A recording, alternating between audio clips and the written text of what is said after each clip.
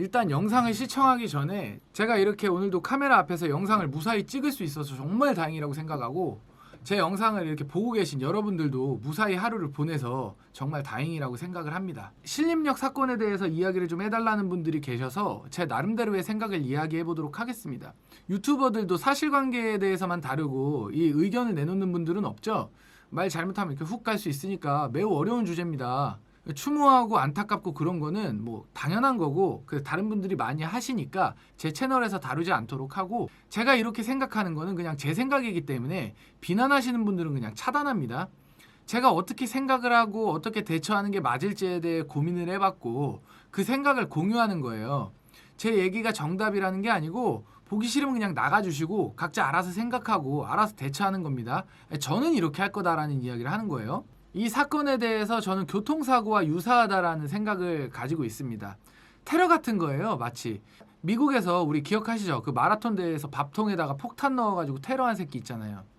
그런 테러 사건이랑 똑같은 거예요. 세상에 이런 폭탄이나 또라이나 정신병자나 이 어디 있는지는 모르겠지만 언젠가 한 번씩 이렇게 펑펑 터지잖아요. 언제 어디에서 터질지 모르는 이런 우연한 사건이라고 생각을 합니다. 교통사고나 그 얼마 전에 홍수에 차가 이렇게 물에 잠긴 사건 같은 경우도 잦은 일이 아니고 정말 우연하고 우발적으로 벌어지는 일이죠. 이런 일들이 안 벌어지게 만들고 대처하고 이런 거는 제가 할 일은 아니고 그 정책적으로 뭐 알아서 높으신 분들이 만드시면 되고, 제가 이 이야기를 들었을 때 정말 이 사건으로 인해 걸어다니는 것도 무섭다.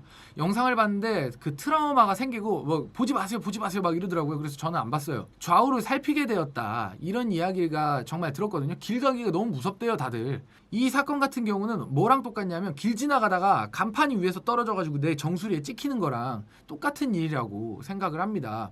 TV나 인터넷에서 이 길 가다가 간판이 떨어져서 사람이 다쳤다거나 이 자동차가 1층 상가 안으로 돌진했다고 막 편의점 부서지고 이런 거 있잖아요. 그래서 그걸 봤기 때문에 그 트라우마가 생겨서 커피숍이나 식당 같은 데에서 막 긴장하고 있고 떨고 있고 이러지는 않잖아요. 그죠?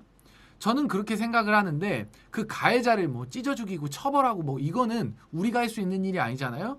그러니까 우리가 생각할 바는 아닌 것 같고 그 두 가지를 하는 게 맞다는 생각이 듭니다. 이번 사건을 보면 그래요. 경찰에 신고하면 뭐합니까? 이 경찰이 오기 전에 끝나는데 그 각자 도생을 해야 되는 세상입니다.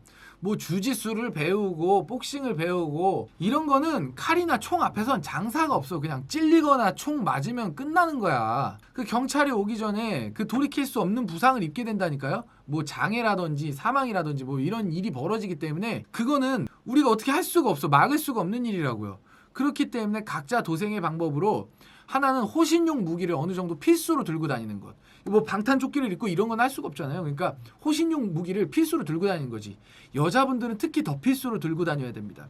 최루탄 같은 거 있잖아요. 그 최루액이 나오는 후추 스프레이 같은 거 총으로 돼 있는 거 있어요. 그런 거는 허가 없이도 구매 가능한 호신용 무기들이 있거든요. 그런 거 구매해서 사용하고, 이 호신용 무기가 있으면 뭐해. 이번에 보니까 그냥 뛰어가다가 뒤에서 찌르더만 그 뒷방 갈겨버리는데, 제가 동영상을 보진 않았어요. 그냥 그 뉴스에 있는 그 모자이크 된 거를 본 거예요. 그 뒷방을 갈겨버려 그냥 뒤에서.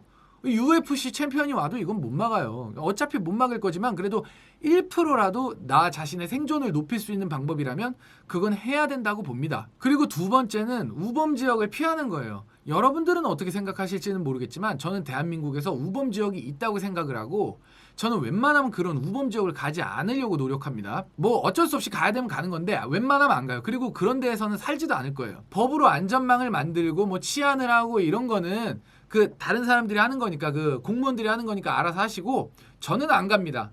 저는 이거 우범 지역이라고 생각을 하고 안 가요.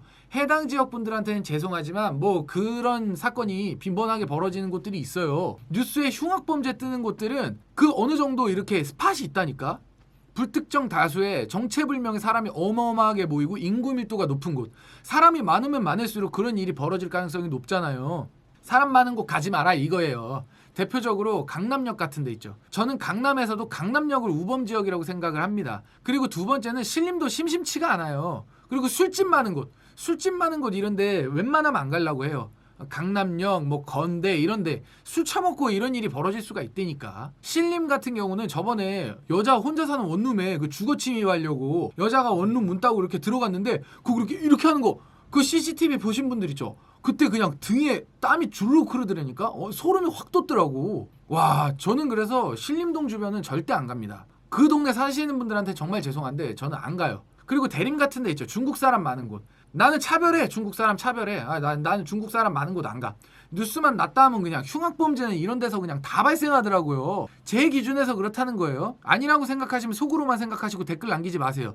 그 영상 끄고 꺼지세요. 지금은 서울 사람이지만 저는 본래 인천 사람이에요. 그 중에서도 악명 높은 미추홀구에 살았고 저희 아버지는 아직도 미추홀구에 살고 계세요. 세상에 어디서 흉악범죄가 벌어졌다 하면은 그냥 무조건 인천 미추홀구라니까? 진짜 그런 동네 살면 안 되고 가면 안 돼요.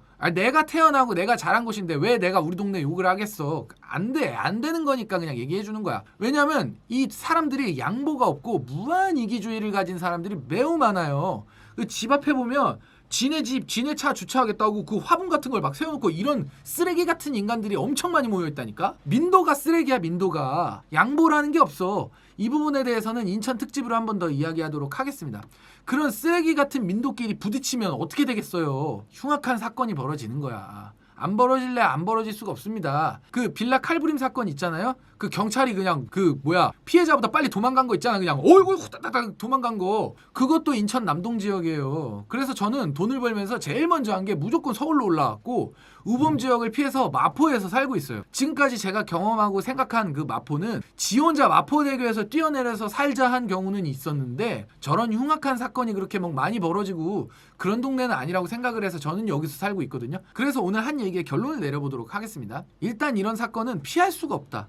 무술을 익혀도 못 피하고 사건을 맞닥뜨리면 그냥 끝나는 거다. 그래도 이런 일을 맞닥뜨렸다면 1%라도 생존 가능성을 높이기 위해서는 효율적인 호신용 무기를 필수로 지참해야 된다. 그리고 거기서 더 높은 확률로 이런 사건을 피하려면 아예 이런 일이 잘 안 벌어지는 곳으로 가야 된다.